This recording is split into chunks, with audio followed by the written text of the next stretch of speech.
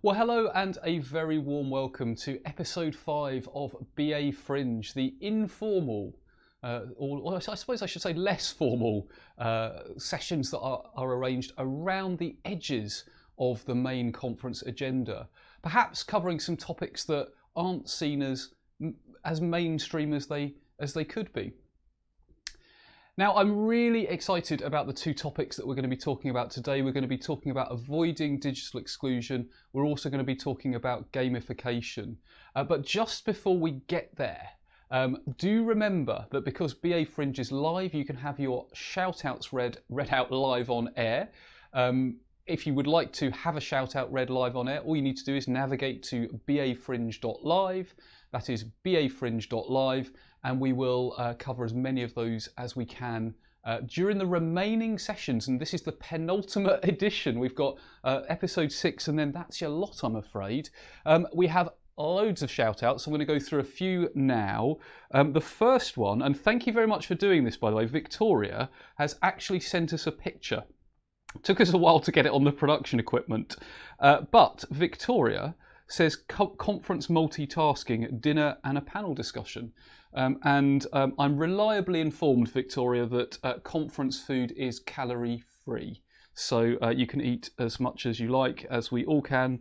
I like to think that at real world conferences as well, you know, when you've got the pastries, I don't think they count. Kind of like when you drop biscuits, you know, all the calories fall out of them. But I digress. So thank you very much for that, for Victoria. Paula says a shout out to Janelle as she gave such a powerful message on digitalisation. Change of processes is key. In the area of digitalisation, it can equally be an obstacle. Emphasis that people are the core in bringing about change. So thank you very much, Paula, and a massive shout out to Janelle there. Adam says a big shout out to my colleague Michelle Smith for her guidance on my path towards becoming a better BA. So thank you very much, Adam, and a big shout out to Michelle there. And finally for this section, we have David. David, who says, to Sam Merrick for all the work you put into making the Wizard of Woz story. It was a great way to engage people in an important message, certainly one that I will remember. I need to go and check out the recording of Sam's session. I've heard so many positive things about it. And do remember, of course, if you're at the conference, you will have access to the recordings a period of time after the conference has finished. So do, of course, check those things out. So we've actually got more shout-outs coming in as I speak, but we'll cover some more of those later in the episode. Do remember, of course, that if you submit a shout-out, you are entered into a competition, and you might win. You might be one lucky winner who wins a free ticket to the BA Conference 2022. However, the deadline for that competition is midday, and the winner will be announced in episode 6, the final episode of this show. There will also be a surprise flash competition in that episode as well. So if you like competitions, which you probably do, you should probably tune in for that one. Anyway, I want to move straight on to one of the topics which really resonates with me. Have you ever thought about digital inclusion or digital exclusion? The fact that by designing our digital journeys, we might be inadvertently excluding folks who we really shouldn't. Well, I'm really pleased to say that Agnieszka Lozowicka, who is a cross-program business analyst at Objectivity, has agreed to have a chat to us today. So, Agnieszka, thank you very much for joining us. Hello, Adrian, and thank you for inviting me here today. That's a pleasure to be here. Thank you. So your presentation was entitled The BA Role in Counteracting Digital Exclusion. So I wonder, for those that haven't yet seen it, could you briefly describe what that digital exclusion means? Yeah, sure. That's from my perspective, really important to understand how it works and what does it mean. And when I think about digital exclusion, I think about it in three areas from three perspectives. The first one is the digital skills. So the possibility of using, the ability of using the devices like smartphones, tablets, laptops. Not everyone actually can do it and is able to do it. The second perspective is the access to the internet, because according, I think, to UNESCO, around 55% of households does not have internet access, and that's a lot. And the last perspective is the accessibility. So we need to make sure that the services we are providing, the digital services, are designed in the way to meet all the users' needs, all the variable users' needs, and even if the people are using assistive technologies, for example. And this is the point, that the last one, that I have a special place in my heart for that, and I was talking about that during my presentation, because I believe that our role, our business analyst role, is the role that can help to improve that accessibility in digital products.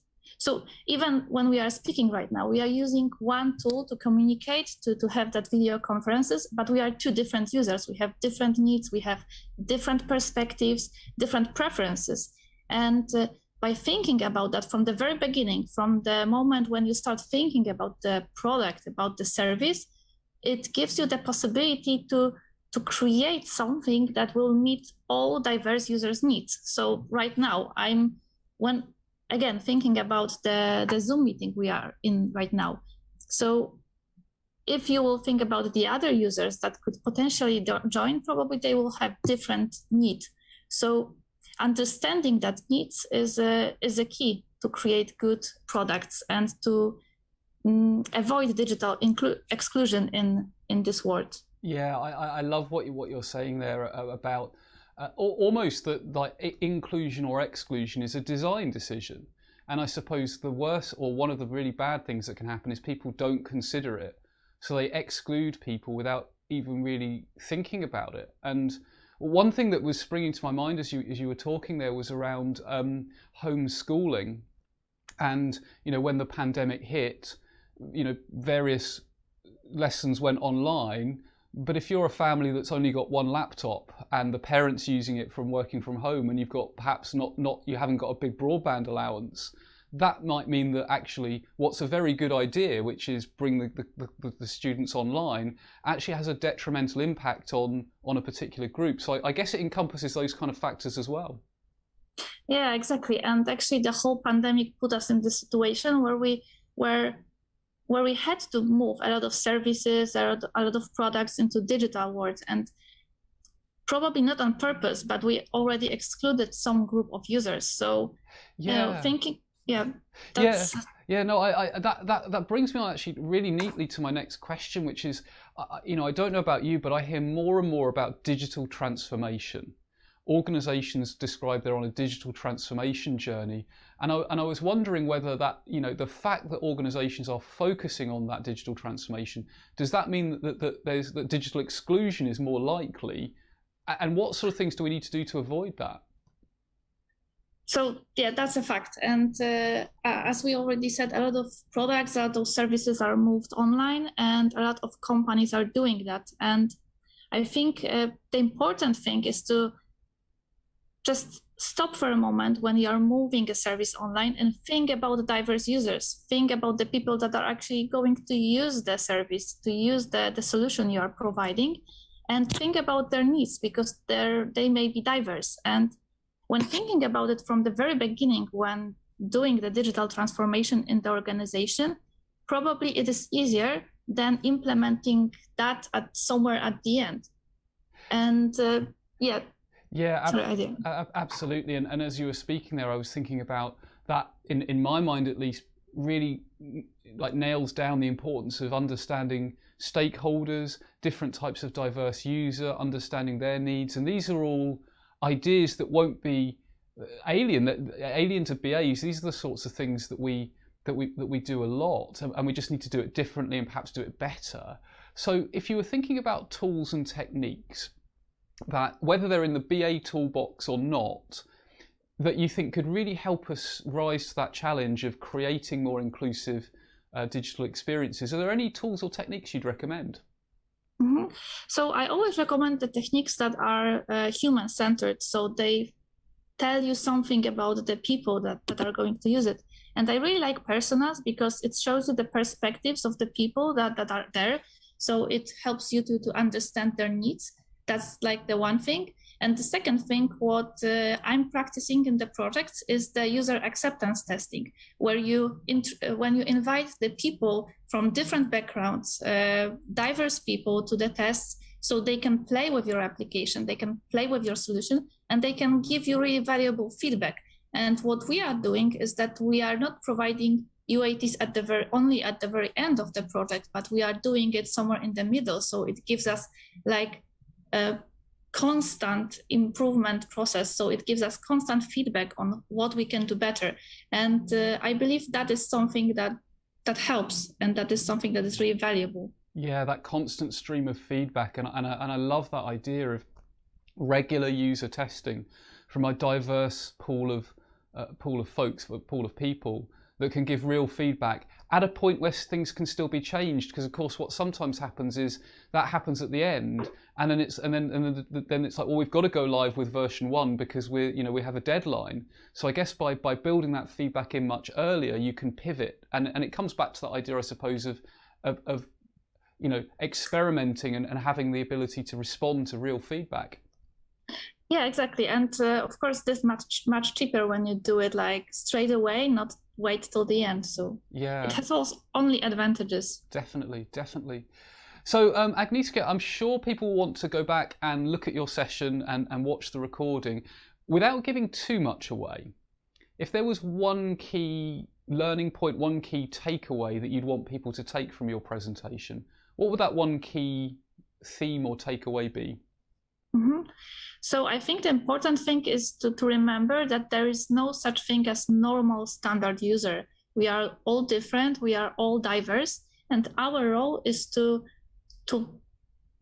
find out what we want and to find out what we need, what the users need. So this is our role, and I believe as a business analyst, when we are there, when the digital solutions are built, we have the power to change it, we have the power to improve it. Fantastic. That's a really powerful statement there. We've got the power to change it. We've got the power to improve it, to get beyond that normal, that idea of normal. So, Agnieszka, thank you so much. I'm absolutely certain people will want to connect with you. They'll want to stay in touch. People might want, have questions.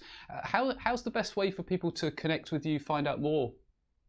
So you can easily find me on LinkedIn, and I think that's the best way to connect. So we can just find me by surname and name. Fantastic. Well, thank you so much for taking the time out to have a chat today. I mean, it's a topic that's really, really close to my heart, and you've given us a huge amount to think about. So fantastic. Well, enjoy the rest of the conference and see you again soon. Thank you very much. Bye. Thanks. Bye. Bye. Wow, I don't know about you, but there's so much that resonated with me in what Agnieszka was saying there. And I think that idea about almost, we might say, a digital divide is something that with these digital transformations that are happening more often, we probably all need to be thinking more and more about. And I love that idea of personas and regular user testing, not just the UAT that gets squeezed at the end, but actually building it into the very fibre of what we're doing. So do remember, of course, that you can, once the recordings come out, you can go and watch that recording, and it's the BA role in counteracting digital exclusion. So add that to your list of sessions to definitely catch up on. It'll be like a big BA Netflix by the time this conference ends, won't it? So before we move to our next section, I should probably check how many shout-outs we have. It's becoming an unsustainably big number, for which I thank you all, because it is great that you are all sending in your thoughts. So do remember and do keep the shout-outs coming in at bafringe.live. That's bafringe.live. So Paula says, apologies. Paula says, shout out to Lynn, who gave me further insight to business agility, as organisations should have different and effective ways of operating in the business. It's a continuous process. So absolutely shout out there to Lynn, and thank you very much, Paula. Gavin says a big thank you to Jen Battan for her interactive presentation on gamification. We have lots of collaboration tools in my business, and Jen really opened my eyes to some really simple but powerful ways we can use these tools as part of our day-to-day BA activities.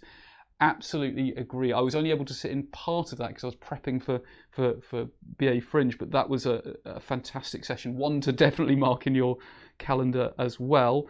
Michelle says, a shout out to Adam from Pembrokeshire County Council, who's attending his first BA conference. Hope you love it, Adam. Wow, thanks, Michelle. And Adam, I do hope you are loving it. And if it's your first BA conference, wow, when you get to see a real world one, it's like this only amps up to 11. We have a shout out from Paula, who says, shout out to Imtiaz on his breakdown on artificial intelligence, as it was mind-blowing. So again, you've got all of these recommendations coming in for the ones for you to go back and take a look at. But I must pause there, and there are literally still shout-outs coming in, which is fantastic. We'll cover more a little bit later. But I want to move on because it's really interesting that Jen was mentioned, right? Because believe it or not, by sheer coincidence, we're actually going to hear a little bit from Jen Battan about gamification. So Jen, over to you.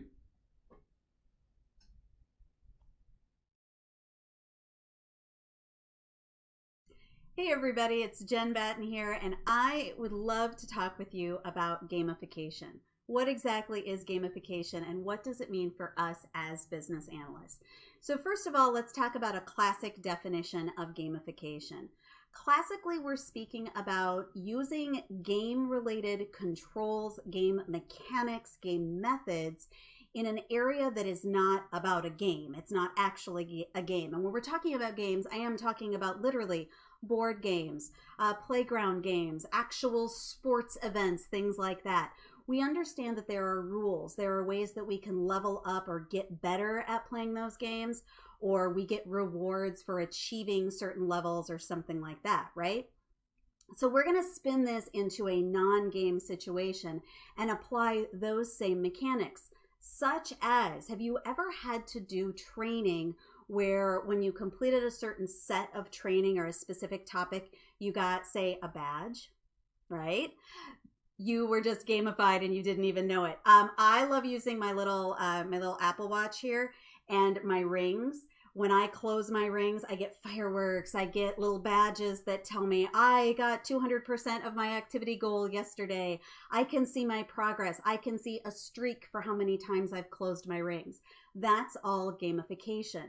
Now, we can apply gamification in many different ways as BAs. One of the easiest things for us to do, or the way we usually talk about applying it, is with magical sticky notes. I don't know about you, I use these all the time, but using a collaborative capture kind of technique to play a game, provide some rules, to provide an area. The idea is that we're going to open up this area for exploration, have a bunch of conversations, brainstorming, explore this new area, whatever it might be, and then we're going to discuss what we just explored and maybe down into a convergence of thought where we've made a decision, or we realize from an elicitation standpoint that now we have better understanding of our stakeholders' needs, our customers' needs, or something to that effect. Now, when we apply gamification as BAs, it's really easy to think about those collaborative techniques and using one collaborative technique at a time. And if that's where you're at, if that's what you want to start with, awesome, do it. Absolutely. You will gain in speed, in collaboration. You're going to get information out of people's heads and into sticky notes and documents, and you'll have that understanding, that shared understanding as you're playing these games. But an even more powerful method for us to use gamification is to sequence our games and to think about an overall goal that we're trying to achieve, and then what games are going to help us do some of that brainstorming. What will help us in sorting and discussing and maybe prioritizing, or realizing that this is important, but maybe not as important as this other thing over here, or what have you. And I'm speaking in generalities right here. Sequencing games can be incredibly powerful, which means you need to have a lot of game-like tricks up your sleeve. So we're going to be talking about that at the conference as well in Ready Player One.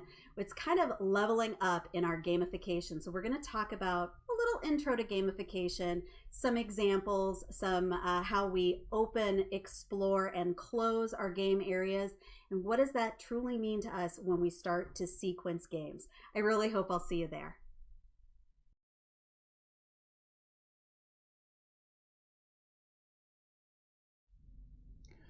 Fantastic, and thanks very much there, Jen. I think I'm certainly left after that thinking, gosh, how can I use gamification? And I'm thinking about it in different dimensions. I'm thinking gamification in my role as a BA, but also gamification in the projects and the the services and solutions that we're developing. So that's really got me thinking. So Jen's presentation was player one or more. It was yesterday, but do remember, of course, that you can catch the recordings. The recordings will be out a period after the conference has finished. So we've got loads of shout outs coming in, so I'm going to read as many as I can. Thank you to everyone who is engaging this way. All you need to do is go to bafringe.live if you would like a shout out read out.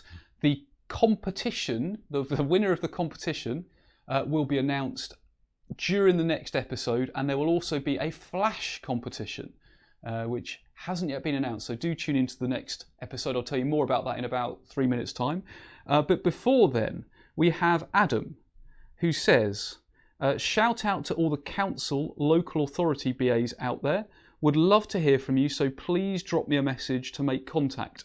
So I'm assuming Adam will be fine with me giving you his surname because he wants you to make contact, so it's Adam Swale. So any local authority or council BAs, and if you're outside the UK, that might be like a municipality or that type of thing. Do look him up and and drop him a line. Okay. We have our next shout out, which is Michelle.